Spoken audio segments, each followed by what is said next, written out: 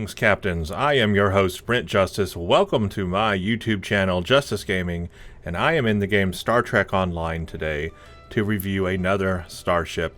This is the Kelvin Timeline Intel Dreadnought Tier 6 starship. That's right, the alternate universe timeline, Kelvin universe. This is the Intel Dreadnought Tier 6, also in the movie called The Vengeance. You will also find it under that name. It is technically The Vengeance from the movie, but in the game Star Trek Online, they identify it specifically as a Kelvin timeline, so we do know it's from a different timeline, but it is an Intel Dreadnought Cruiser Tier 6. So that is a distinction. This is one of the bigger ships in the game.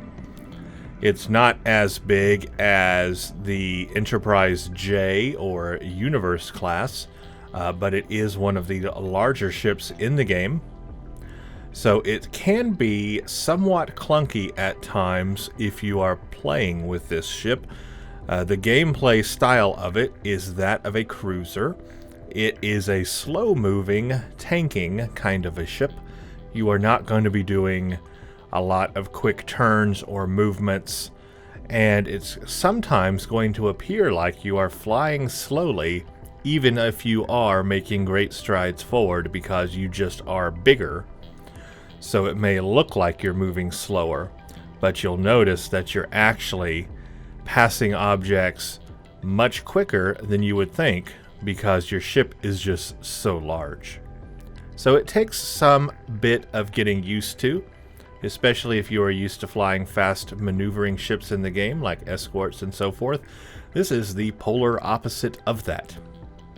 So it has a bit of a unique playstyle in that way. Like I said, this is a very large ship, but it looks very, very cool.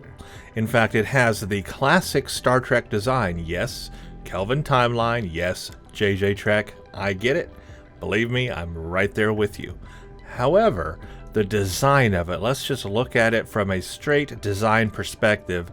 It screams the Star Trek design language. You have a big saucer up front. You've got the secondary hull below it. And then you have two large warp nacelles jetting out from the side above the saucer. It's the classic Star Trek ship cruiser design. Constitution class, Galaxy class, any class. It's that classic Star Trek design. You recognize it, you see this ship, and you say, oh, well, that must be a ship from Star Trek. So I'll give them applause and kudos for that design language. All things aside, it is from a different timeline, so we just have to keep that in mind. But from a visual perspective, it is quite appealing. Yes, it doesn't fit the time period it should be in. I get it. It's bigger than an Enterprise D, but it looks cool. It has this nice black textured skin that has a lot of textured detail to it that is really unique. And yeah, it's big, but it is unique looking, and it's got this center cutout here. I really like the looks of it. I'm just going to say that, you know, apart from what you may think of the movie or that different timeline or the ships in that timeline, you cannot deny that the ship looks good, right?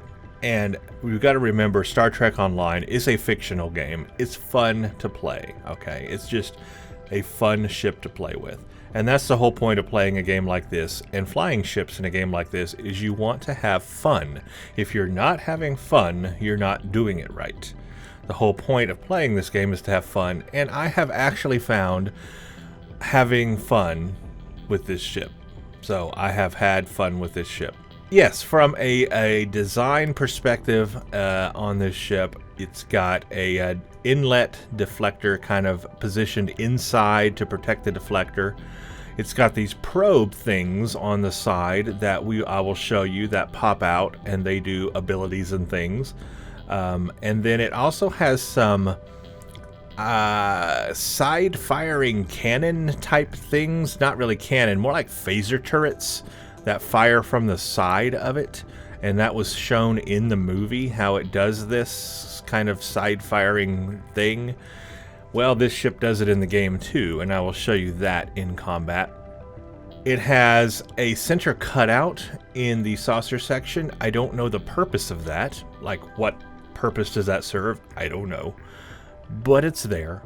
And what else? The warp nacelles are very large, sticking way out and up.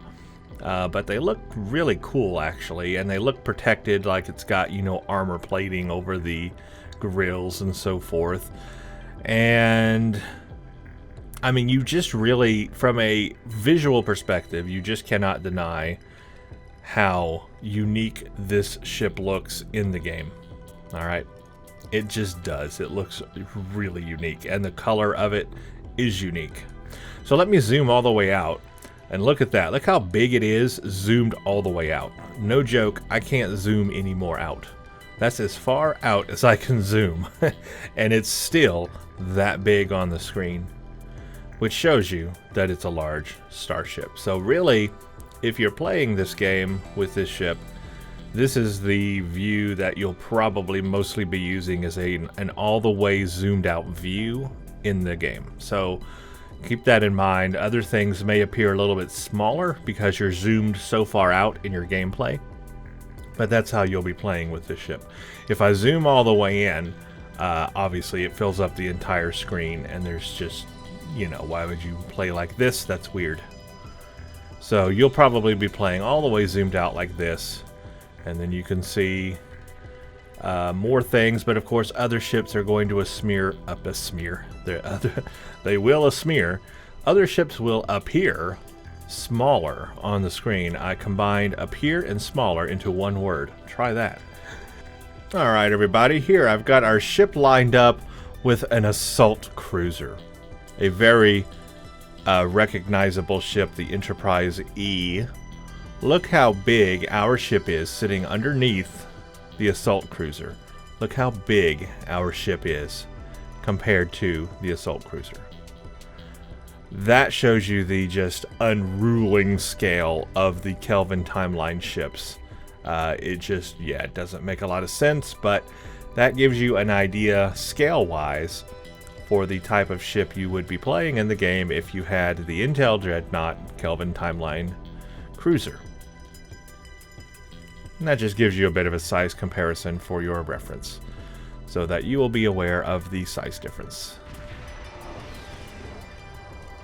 Alright, I am now in the ship customization for the starship here, and we're going to look over the different templates and skins, textures you can apply to it, as well as any other extra options. So, the templates it comes with is the Dreadnought decals 1A, 1B, 2A, 2B. So that's what we have right now applied, is the Dreadnought template. It has this black textured skin that's pretty shiny, but it does have some Aztecing on it, and it appears like that basically. The 1A adds these red decals on it, and it kind of like just highlights it a little bit better with those decals. Also puts the Starfleet logo and so forth in those pinstripings, we'll call it, on the nacelle as well, around the nacelle here. If you do a 1B, that is a different skin. That is, it applies this like light or dark colored texturing of the ship name and registry. Without that, there's nothing on it at all, no markings. And it adds kind of a shaded pattern around the saucer, very hard to see really. Not a big difference between those two, but the big difference here is that this one has the red pinstriping and then also shows the ship name and registry, and then the 2A lights up the ship name and registry in white so you can see it better, and then 2B is basically just the ship name and registry lit up in white with the basic Dreadnought. So it's like Dreadnought and then 2B, and it also adds it here as well on the nacelles and underneath it. So that's pretty much the differences. I think 1A is probably the best look for the ship if you want a little detail on it. But if you just want to go all Intel Dreadnought and like be stealthy and so forth, just the Dreadnought look to it. That looks pretty cool. It comes with the Kelvin Vengeance bridge. We will take a look at that. It only has one type of window. Now we can look at the materials, however. It does have two types of Dreadnought skins. So you've got the Dreadnought Type 2, which is what you see applied here, and then the Dreadnought. Now this one is much different. This one has, I don't know how to explain it. It's more like a patchy kind of texture to it. It's still black, of course, and shiny, but this is more like the traditional Aztecing. And then this is more like a, more rough, more like sandpaper kind of a look to it. I actually kind of like this material better, and I think I'm going to stick with this for our playthrough today. But that's the other skin you have for it. And of course, if you have other types of skins, you can apply other skins to it. Like you can really make it look weird like that. Or do other kinds of skins, just depending on what you have. But here's what the veteran skin on it looks like anyway. If you have the veteran skin and you're interested in that, that's what it would look like.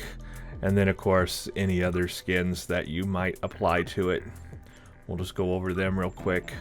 That's very white, very bright. There's 3, there was 4, there's 2, 1, 0, NX refit, NX. So those are the different ones. I like the Dreadnought. I'm going to stick with the Dreadnought skin. In addition, you can change the styles a bit. There's the you can kind of mix up these different templates. So for the saucer, for example, you would have 1, 1B, 1C, D or E. It's just different variations of that pinstriping and coloring. As you can see, there's really no other difference. Same thing for the nacelles and so forth. It's just, no, I take that back. Wait a minute, let's see. Nacelles, what was it doing here? Oh, no, it just changes like the coloring and stuff there. Yeah, that's a bug. Like makes the pylons disappear.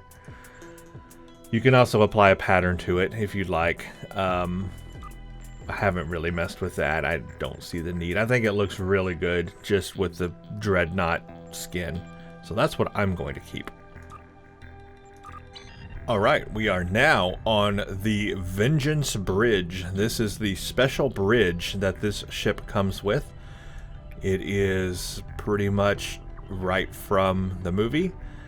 You have this big backing back here. Here's the chair. We've got the displays and everything on the walls. We can contact our duty officers here.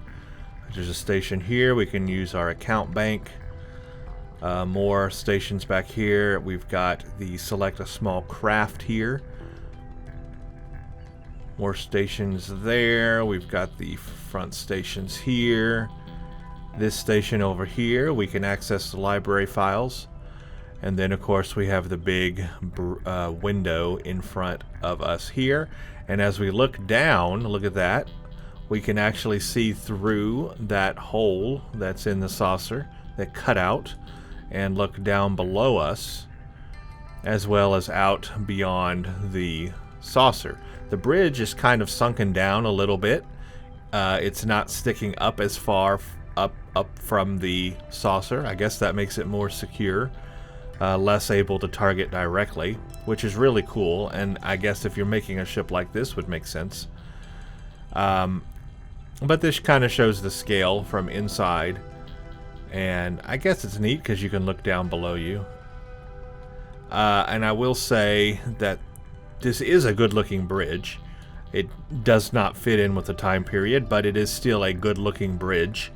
I like the black tones in here. In fact, if I were going to make a starship, you would want it to be dark inside so you could see outside better, and you wouldn't want light flares and bright lights shining in your face all the time. So I actually kind of like this bridge quite a bit. Like I said, the visuals of this ship are really top-notch. Yeah, it doesn't fit in with the time period, but so what? It looks good, and it's from a different timeline, so we can excuse it to that extent. But it does look good anyway. It's unique. You've got a unique bridge on this ship, so hooray for them putting in the effort to do that in this game. Okay, welcome back everybody. Here I am now inside of the exchange. I just wanted to show you that it is available for 325 million energy credits. That is really not a lot, considering that this ship used to be really expensive when it was, you know, first introduced into the game. That's an actual achievable amount of energy credits you could get to purchase this ship if you wanted to just buy it outright from the exchange. But anyway, this allows us to read about it here. This ship vessel was designed by Khan Noonien Sung to protect the Federation from all threats. The massive Vengeance class Dreadnought is equipped with an arsenal of cutting-edge weaponry, including assault drones. Its defense system includes a cloaking device and an intel sensor suite. This starship features a Commander Engineering / Intel Bridge Officer Station and a Lieutenant Universal / Temporal Operative Bridge Officer Station. It features a cloaking device and active sensor arrays. The former allows the starship to cloak while not in combat, and the latter allows intel craft to gather information about their target to expose a vulnerability in their defenses. Intel ships are all capable of passive warp signature masking. This passive ability grants the intel ship a tiny amount of stealth, which will render the intel craft undetectable at long range. This passive stealth bonus is removed when the starship activates its cloaking device. The Kelvin Timeline Intel Dreadnought cruiser comes equipped with the Broadside Emitter Arrays Universal Console. This technology is basically additional banks of emitter arrays mounted on the exterior broadside arcs of the ship.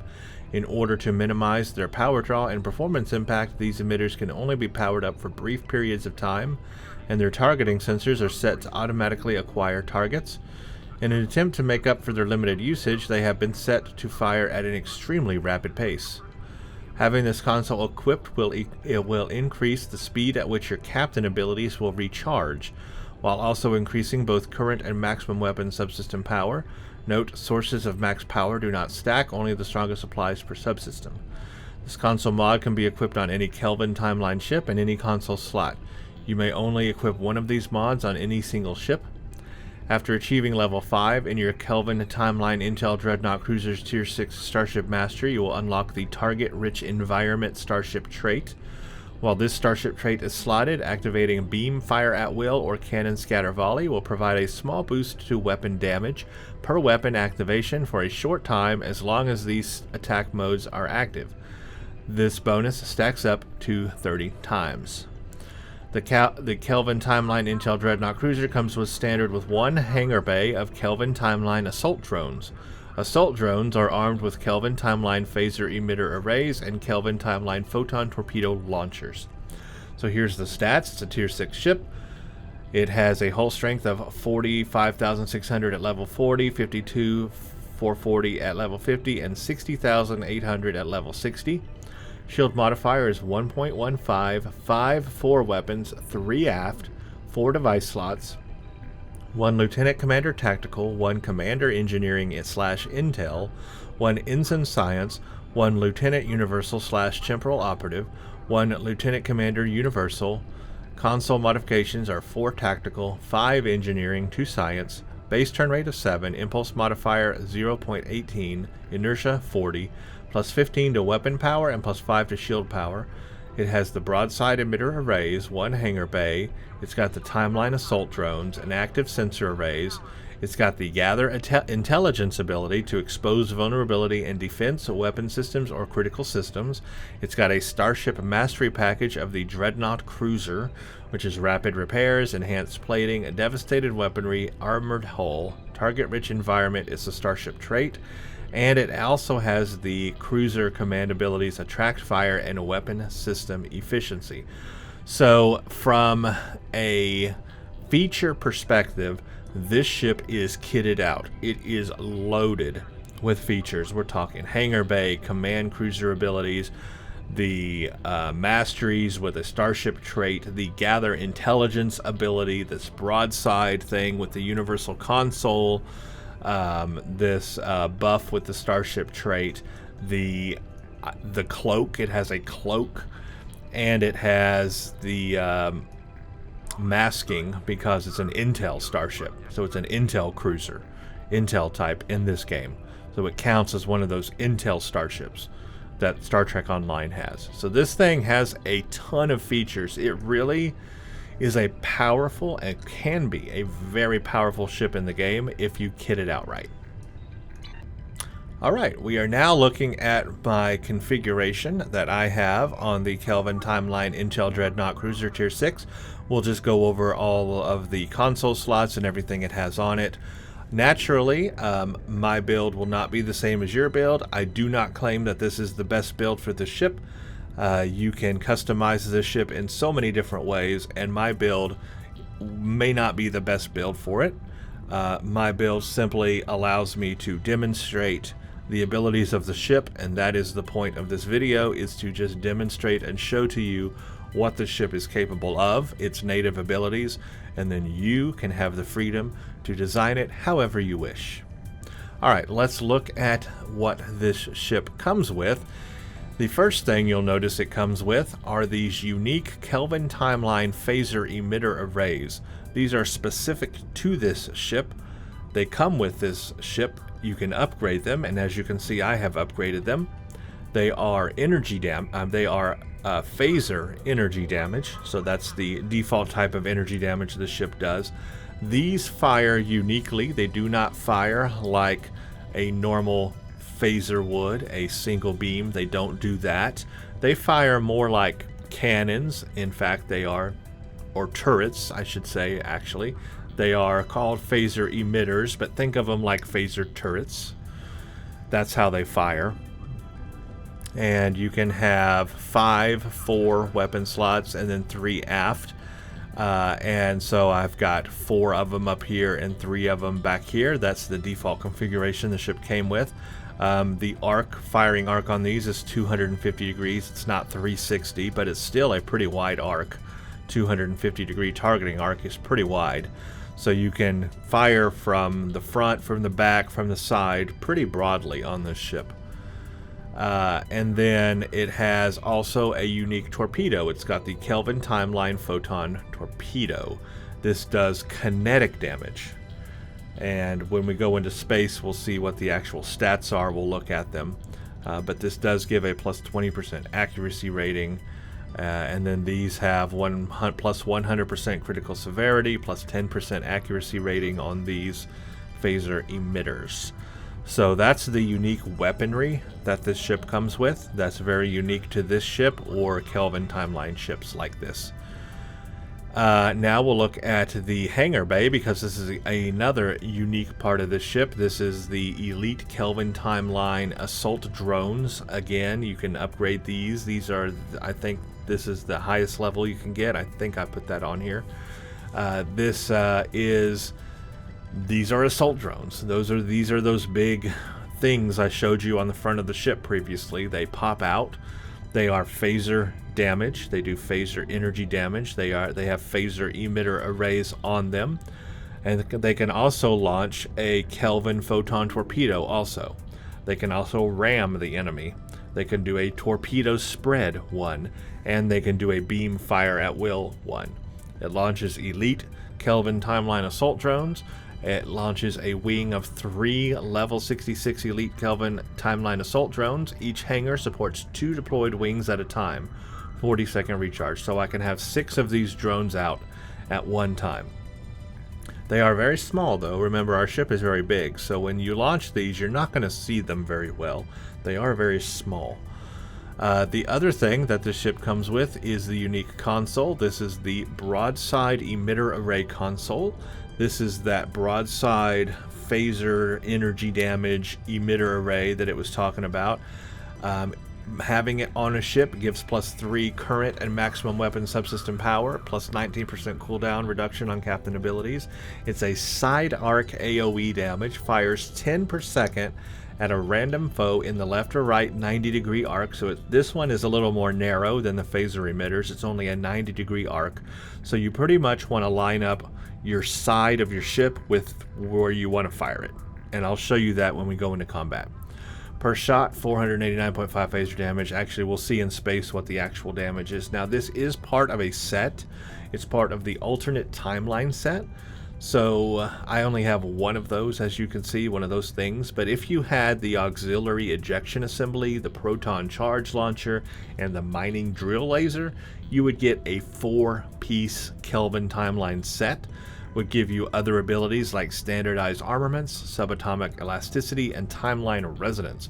I don't have any of those, and I would like to try those out, but the set 2 bonus is a plus 25% all damage for photon torpedoes and mines, and a plus 25% phaser damage for directed energy weapons. That would be beneficial, because like I said, this whole thing is based on phaser energy damage. The side arc there, the drones, your phaser emitters are all phaser energy. That would be very useful to at least get the 2-piece bonus so you can do extra damage. The 3-piece bonus is subatomic elasticity, is plus 50 physical damage resistance, plus 25 kinetic damage resistance, making your tank even tankier. So there you go. And then the last one is timeline resonance, which is a plus 50% recharge speed for all Kelvin universal consoles. So all of your consoles get a recharge speed. So they all would have unique abilities naturally associated with your ship, but then you can recharge them faster by having all of them on there and use them more and more. I would love to get all the Kelvin timeline consoles and put them on a ship like this. That would be really fun to use.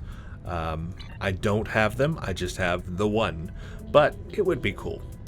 So that's what this ship comes with in terms of weaponry. Let's look at the mastery unlocks. The first unlock is rapid repairs, regenerates 14.7 hull every 3 seconds in space, twice out of combat. The second one is enhanced hull plating, which is plus 25 energy damage resistance and plus 25 radiation damage resistance. The third one is plus 2.5 critical chance. The fourth is a plus 10% hull hit points, just flat out higher hull strength for your ship. And then the last one is the target rich environment. This is the starship trait. A plus 1% directed energy damage per target hit while cannon, scatter volley, or beam fire at will is active, and it stacks up to 30 times and generates up to 4 stacks per second. So you can greatly increase your directed energy damage by using fire at will, or if you're using cannons, you would use scatter volley. Naturally, with these phaser emitters, we're going to use fire at will. That will work with these phaser emitters. Also, beam overload will work with the phaser emitters, but you don't get the starship trait bonus. You only get that with fire at will. So make sure you have fire at will on this ship with these emitters, and you will activate the trait. So that is the basic layout there of the ship. Let's look at our stations here. We can see how our stations are lined up. We have a commander engineering station, which can have intel powers. Remember, this is an intel ship, and I do have some intel powers here just to show that off so that you can see that you can put them on here and you can customize it. But you could have all the way up to a tier 3 engineering power as well if you would rather choose. Or you could have a tier 3 intel power, and I've got energy weapon surgical strike as a tier 3 power here just to show you, and I also have override system safeties 3 as a tier 3 intel power just to show you that that works. But you can also have temporal powers, and that's what I have here also, because this is a universal temporal station. So you can also have something like gravimetric conversion or some kind of temporal power on this ship, and I wanted to show that off just to show you that you can have 2 different kinds of special abilities. You've got the intel special ability and you've got the temporal special ability, in addition to your standard like science and engineering and tactical stuff.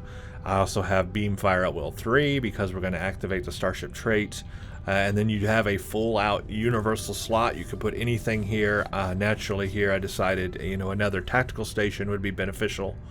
But you could just as well put another engineering or another science or whatever you wanted there. So there's a lot of flexibility in the bridge officer seating on this ship, and I just really like that. I mean, that's just really cool about the ship. Okay, welcome to space, everybody. Let's look at the stats on the ship so you know where we are sitting on power levels and everywhere else. First of all, I've got 128 to weapon power, 96 to shield power, 56 on engine power, and 77 on auxiliary. That's where I currently stand. You can see my stealth detection rating is 31.16. My power transfer rate is 311%. My defense rating is 45. My hull strength, and this is where, again, this idea of a really tanky ship comes in, 138,377. So you could naturally, you know, really buff this more or less, but this ship is capable of becoming a really powerful tank. I have a hull repair rate of 130.3%. I've got my shields are at 25,000, and I've got like 40 and 50% resist rates on here. My accuracy rating is 19.9. Critical chance is 17.5. Critical severity is 85.9. I could probably stand to have some more critical severity. That would be nice. My flight speed is 29.62. My turn rate is 12.8 degrees a second, and I'm at full impulse right now. So you can see that that's 29.63. And yeah, that's a pretty slow turn rate because it's a slow turning ship. That's just the nature of this type of ship, right? But those are my current power levels and where I sit on this. And what I'm running right now is the Soul Defense set. So the Soul Defense Deflector, Soul Defense Impulse Engine, Soul Defense Covariant Shield, and I have an Elite Fleet Plasma Integrated Warp Core with AMP, ECAP, EFF, SSS, W to A, and W to S. Now, let's look at my power levels on my weapons here. So here's the forward arc, and you can see the arc of the emitters is pretty wide on the ship. I just wanted to show that off. You can see it's real wide. Let me move this out of the way. So there's the arc. Let me zoom out. Now that's all the way zoomed out. So there's the firing arc on these emitters. Really, really wide firing arc on the front emitters. So I don't have to like point my ship at the enemy. It will fire all the way around to the edge of the sides like that. And then the rear ones, look how far forward the rear ones fire. All the way almost up to the front of the ship. That's a very wide arc. So these emitters are very useful in that way. I don't have to point the ship to the enemy. I can fire from any angle and it works. But here's the powers on these. I've got 1869.5 phaser damage and 1495 DPS. That's where I'm sitting on those, and they should probably all be the same. I don't think any of those are different because they've all got, no, my rear ones are a little different. 1539 DPS.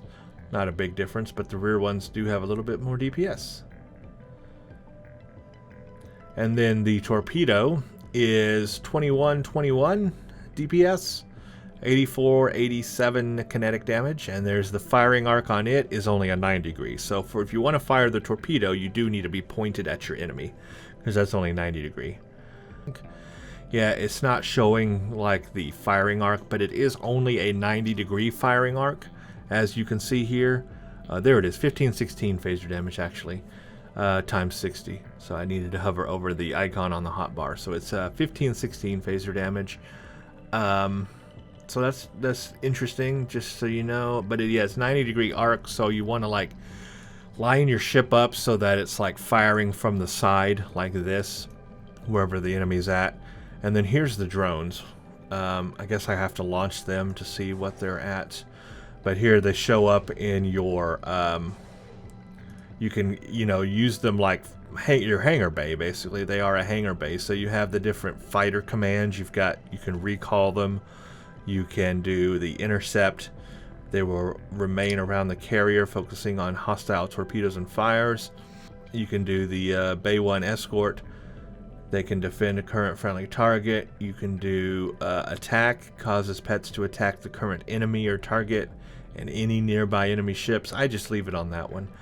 And then you can launch them also from here as well if you needed to. But I've got 3 of them out. Let's launch the other 3. And you'll see I can have 6 of them out. They come from the this area of the ship, but they're not as big as what you saw down there. See, there they are here. They're very tiny. Very tiny. Let me hover over one. Well, actually, I guess I can't see it that way. I gotta do it this way. There you go. Here's what they kind of look like here. 8510 is their hull. So they don't have a big hull. Let me zoom in on one. There we go. That's what they look like, basically. But they are so small.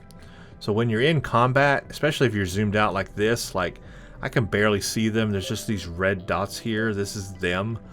But when you're fighting, you really don't see them because they're so tiny, especially because you have to play with the ship so zoomed out that these become really small and just hard to see anything.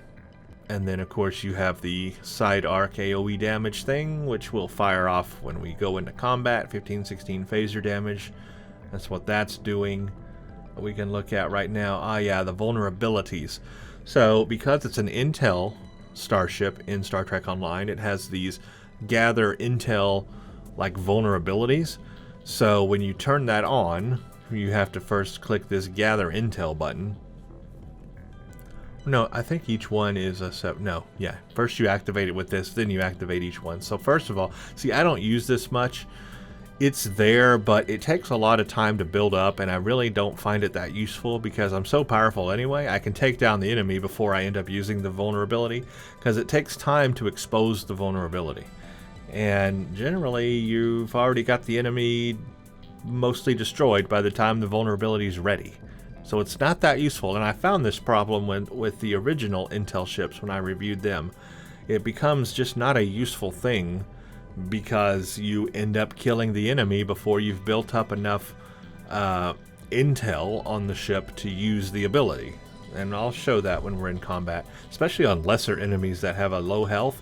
Like, you just take them out too quick. It's not very useful. It's really only useful on like a boss ship, but even then, not extremely. Alright, so gather intel, toggle exposed vulnerability over time, target's foe applies one stack of penetrating scan on a target every 1 second. And it says targets become vulnerable after 15 stacks. Weaker enemies require less stacks. Okay, great, but still, it's too much. So we have to have like 15 seconds before the gather intel can be used, or the intel vulnerability can be used. That's just too long. You've already got the enemy killed and destroyed before the intel ability becomes useful. That's all I'm saying. But you have the exposed vulnerability defense. So to the foe, minus damage resistance, minus shield hardness, remove engineering buffs, removes all engineering bridge officer buffs, minus 33 all damage resistance rating for 10 seconds, and decrease shield resistance. Or you can only enable one at a time, by the way. You can't enable all of them at once. You can do the weapon systems debuff, which removes all tactical bridge officer buffs, reduces damage, and reduces accuracy. Or you can do the critical systems one, removes all science bridge officer buffs, and holds the target for 5 seconds. So again, you have to activate the intel ability so it scans the ship. Then you have to wait 15 seconds so you can enable one of these abilities or debuffs on the ship. But by that time, he's destroyed. 15 seconds is too long. So I think if they could reduce the time that the intel abilities take to enable, would be more useful. As it is now, not very useful. So I don't really end up using this at all. It just sits there, but I don't use it. I'll demonstrate it so that you can see what it does in combat, but I'm just telling you right now, straight off the bat, it's a feature you're not going to use very often. It's just not fast enough to use. Okay, I am in the familiar Karaya system, and I think the first thing I want to demonstrate is the use of the hangar base. So let me deploy them all, and I'm going to fire off the hangar bay and let them fire on the enemy for you. There they go. Look at them launching torpedoes, and look at them firing on the ship right now. Look at the damage that they're doing. You can see them firing. Let me launch another. There they are firing, and they are doing an okay amount of damage, really. But there they go. They're firing torpedoes now. They're firing phaser energy damage.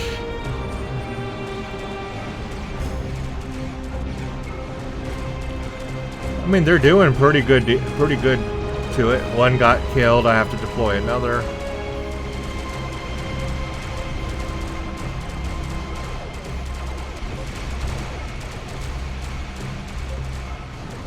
But yeah, look at him go. Look at him firing on everything. Really cool looking. So there's the red phaser emitter arrays that you see firing. That's the assault drones.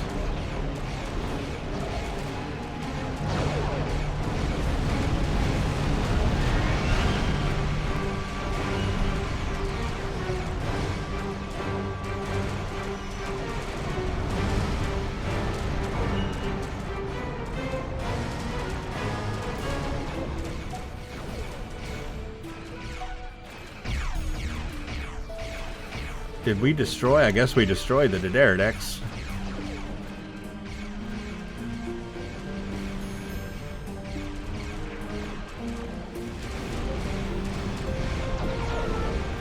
Oh, they fired more torpedoes.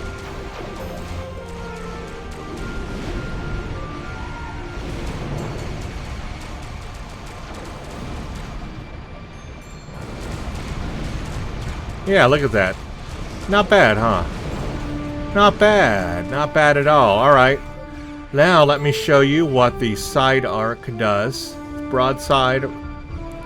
Now for this, what you got to do is you got to line up to the side like this and then fire it off. And there it goes. Lots of little tiny torpedo or phaser things. And that's pretty much it.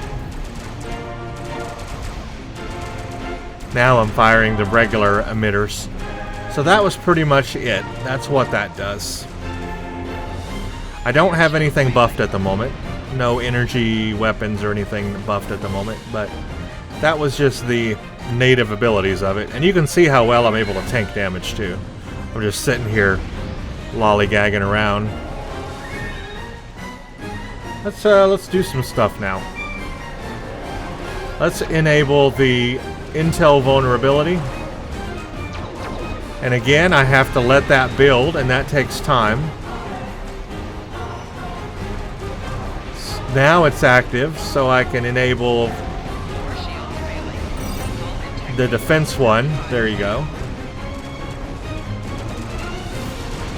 Now I can fire on the enemy.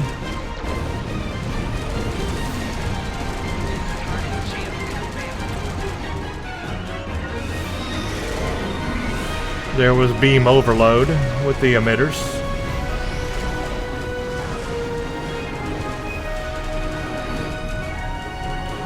Let me do fire at will on the next group, I guess.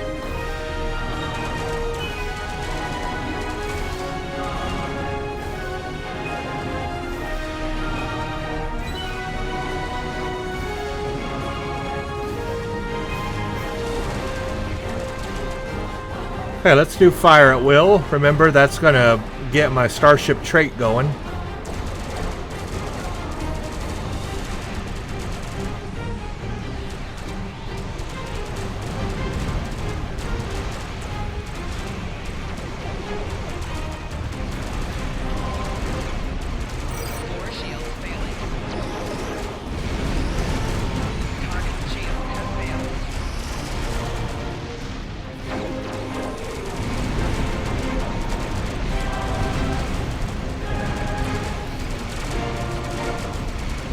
There we go, you can see it doing its thing.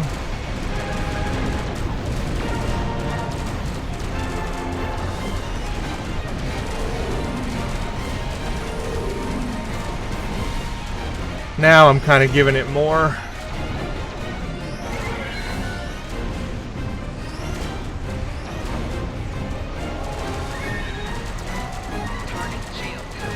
Here goes the side AoE again.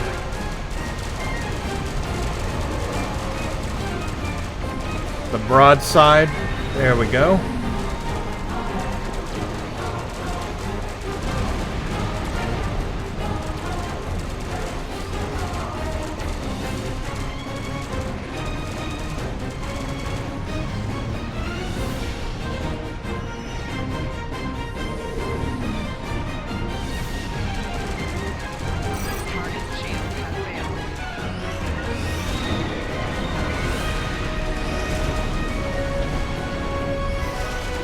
And of course, my drones are still going as well.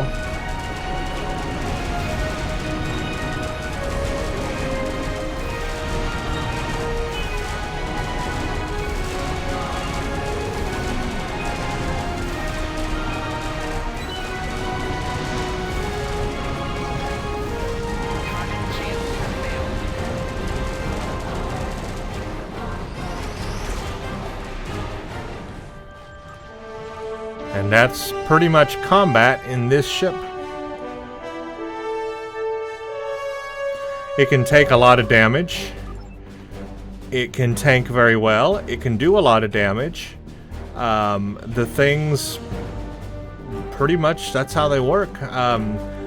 Again, for the smaller ships, you know, this intel thing is not so important because it doesn't build up fast enough. For bigger things, it's useful every now and then. I didn't show off the cloak, but here's the cloak. So you get plus 5,000 to stealth.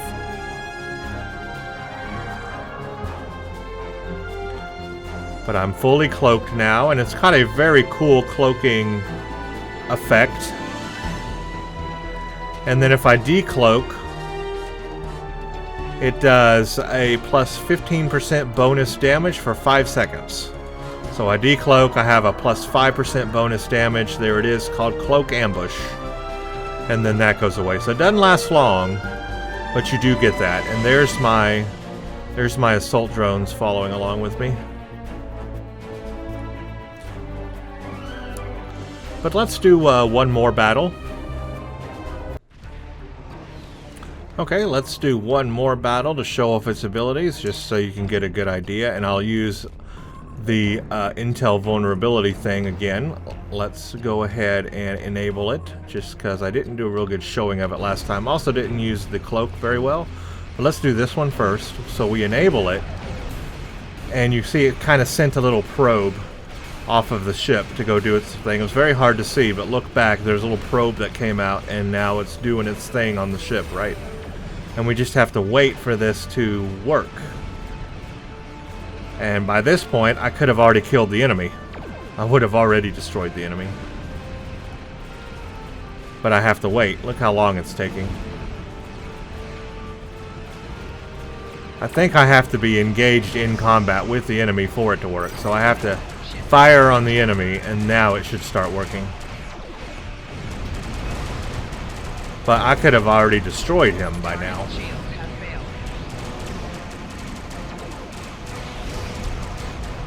I mean, yeah, now I can use it. See, I wasn't even going all out. I could have had him totally destroyed before, because I could have buffed up all my stuff and had this enemy gone before the intel stuff was activated. Alright, so that kind of shows you that the intel stuff is pretty useless. Like I said, I don't bother with it, because it's pretty useless. Let me engage the cloak and do the cloak ambush, because I didn't do that in the last one. We'll do that a little bit better here. It only gives you only got 5 seconds though of ambush, so it's not a lot of time. But we will. What I'll do here is I will buff my fire at will with it, so that I get those starship trait buffs as well. Here it goes.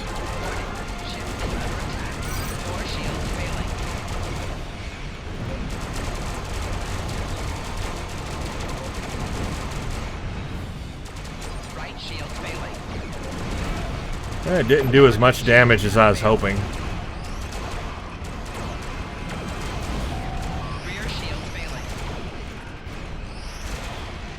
Maybe I could have buffed more things. I'll try that. Let me let some things cool down here. I didn't really get as much damage from the cloaking buff as I thought I would there. But I'll try again. Alright, now we're cloaked.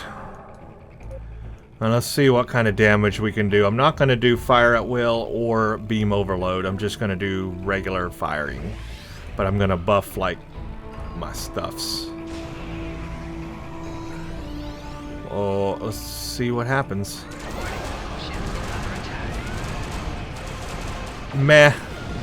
That doesn't help as much as I thought it would. Better off just using my abilities. Like that.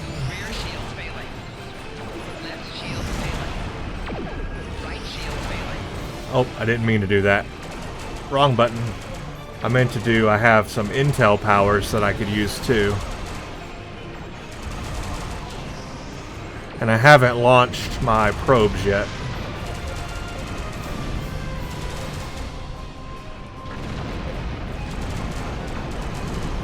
Let's go ahead and launch my drones. Right shield failing. Target shield has failed.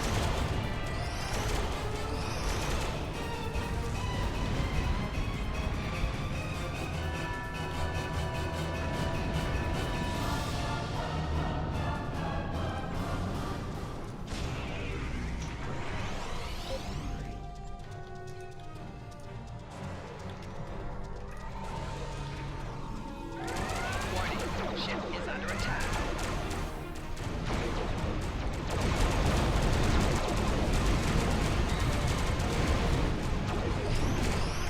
Target's shields have failed. 4 shields failing.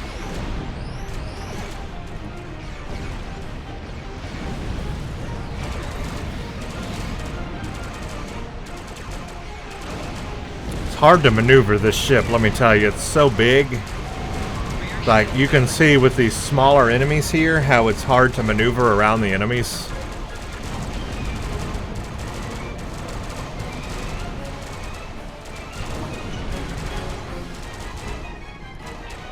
Left shield failing.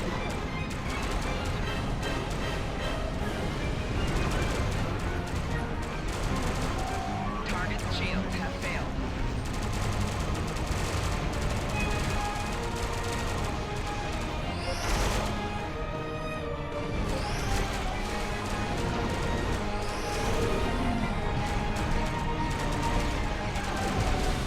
Four shields failing. Alright, let's do the this ability. Here we go. Target's shields have failed.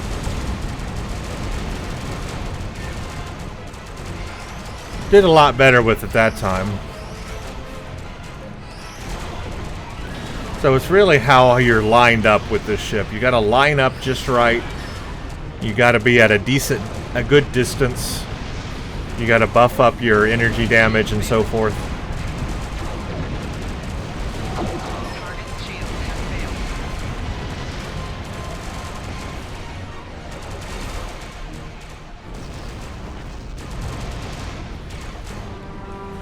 failed. And there we go.